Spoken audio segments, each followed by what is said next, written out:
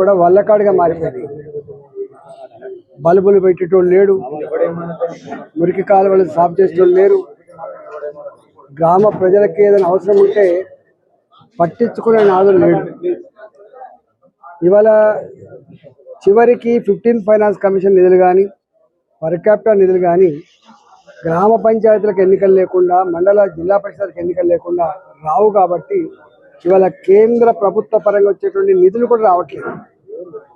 2 సంవత్సరాలకైనా ఇవాళ గ్రామ సచివాలయాలు, వార్డు మెంబర్లకి, సర్పంచ్లకి ఏదైతే ఎన్నికల కోసం ఏర్పాటు చేస్తుందో తక్షణమే జరిపించాలని చెప్పి మేము డిమాండ్ చేస్తున్నాం. ఒకటి, మండల పరిషత్తులు, జిల్లా పరిషత్తులు వాటికి కూడా తక్షణమే ఎన్నికలు నిర్వహించాలని చెప్పి మేము డిమాండ్ చేస్తున్నాం.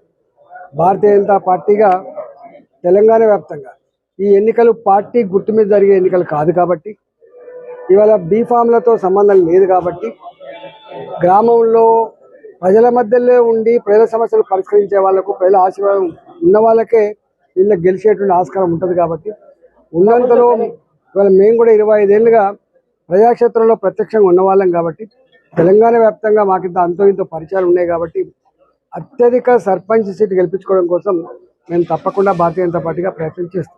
ఒకటి రాజేంద్ర గారు, ఈ వరుసగా ఎన్కౌంటర్ లొంగుబాట్లు జరుగుతున్నాయి. ఈ నకిలీ ఫేక్ ఎన్కౌంటర్ చెప్పేసి ప్రజా సంఘాలు, పరోక్ష సంఘాలు విమర్శలు చేస్తుంటే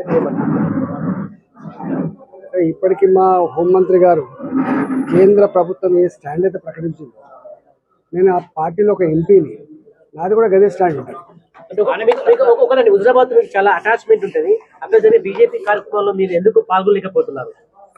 వేరే పని